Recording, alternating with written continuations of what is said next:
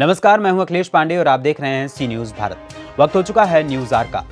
आगामी 2022 विधानसभा चुनाव को लेकर समस्त पार्टियों के प्रत्याशियों द्वारा डोर टू डोर संपर्क किया जा रहा है।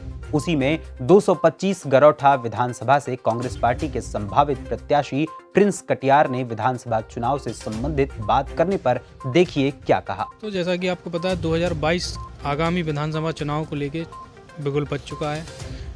कई पार्टियों के प्रत्याशी भी घोषित हो चुके हैं, कुछ पार्टियों के प्रत्याशी अभी घोषित नहीं हुए हैं, लेकिन जो संभावित प्रत्याशी है उनके द्वारा क्षेत्र में जाकर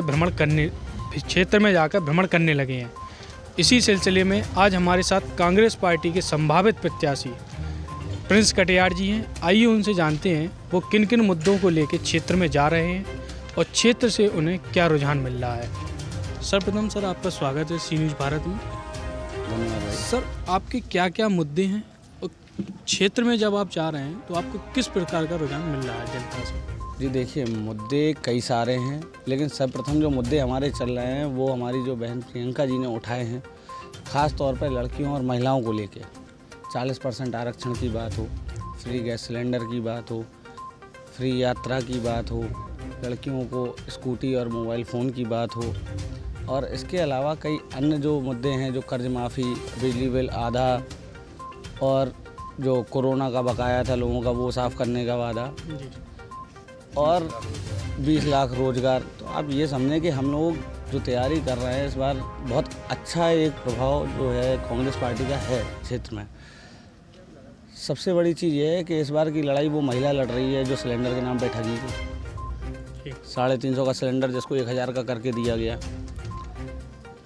उन प्रियंका जी ने 3 सिलेंडर फ्री देने की बात की है। और उसके बाद में आप ये माने कि हर उस युवा की लड़ाई है जिसको रोज़गार के नाम पे ठगा गया, जो हर साल करोड़ों रोज़गार देने की बात की गई थी, उनके रोज़गार छीने गए हैं। तो आप ये माने कि इस बार चुनाव पार्टी जितना लड़ेगी उतना ही यहाँ का युवा, उतना ही यहाँ की महिलाएं लड़ेंगी, और उसका रुझान आपको बहुत अच्छा देखने को मिलेगा। आने वाले कई दिनों में लहर बदली हुई होगी और कांग्रेस बहुत अच्छी स्थिति में चुनाव लड़ती हुई आपको दिखेगी। तो सर, क्या लगता है कि 2022 में कांग्रेस पार्टी कितनी सीटों पर विजयी होने वाली है? सर, ये पूर्ण बहुमत की सरकार बनाएगी कांग्रेस। अच्छा सर, एक बात और है, अभी कुछ दिनों पहले देश के प्रधानमंत्री जी पंजाब में गए थे, तो वहाँ पे कुछ किसानों के द्वारा धरना चल रहा था, लेकिन उनका आरोप है कि ये जो विपक्ष में जो पार्टी है उनके द्वारा यह चाल चली गई है कि हमें सुरक्षा प्रदान नहीं की गई है। इस बारे में आप क्या कहना चाहते हैं? देखिए, सुरक्षा प्रदान नहीं की गई है अगर, तो केंद्र में उनकी सत्ता है, शासन है, एसपी के हाथ में सुरक्षा है, और सबसे ज़्यादा अत्याधुनिक टेक्नोलॉजी लेके वो चल रहे हैं, गृह मंत्री उनका है। तो ये समझना तो गलत है भाई। ये सवाल तो उनके लिए है कि जब हमारे प्रधानमंत्री ही सुरक्षित नहीं है तो हम लोग कितने सुरक्षित हैं। तो अगर भाई वो सुरक्षित नहीं है तो इस चीज़ की तो जिम्मेदारी उन्हें लेनी चाहिए, और हम लोगों की सुरक्षा का वादा भी उन्हें करना चाहिए। सुरक्षा में चूँकि एसपीजी से हुई है, पुलिस से नहीं। तो कहीं ना कहीं आपको ये लगता है कि जो विपक्ष पार्टी बैठी हुई है उनका मतलब इस जो घटना हुई है इस घटना से कोई लेना देना नहीं है? नहीं, उनका लेना देना है, बिल्कुल है, क्योंकि वहाँ पे कुर्सियाँ खाली थी। अच्छा, जहाँ वो सभा को संबोधित करने जा रहे थे वहाँ कुर्सियाँ खाली थी, लेकिन वो खाली कुर्सियों को जाके क्या संबोधित करते, तो इससे कम से कम पब्लिसिटी तो मिल ही गई। जी जी जी। और दूसरों पे कीचड़ उछालने का मौका भी मिला है। और ख़ास तौर से कांग्रेस को ये शुरू से घेरते चले आ रहे हैं। पहले तो कहते थे हम साफ़ कर देंगे, उसके बावजूद भी हम लोगों की जो है सरकार कई राज्यों में बनती ही जा रही है, और आने वाले चुनाव में आप देखेंगे कांग्रेस बहुत बड़ी मात्रा में आपको दिखेगी, और 5 राज्य में हो सकता है कि कांग्रेस छा के निकलेगी इस बार। प्रिंस जी, एक और सवाल, आप जैसे युवा भी हैं और आगामी विधानसभा चुनाव में अगर आप विजयी होके भी आते हैं तो सबसे पहले आपकी क्या प्राथमिकता रहेगी क्षेत्र के लिए?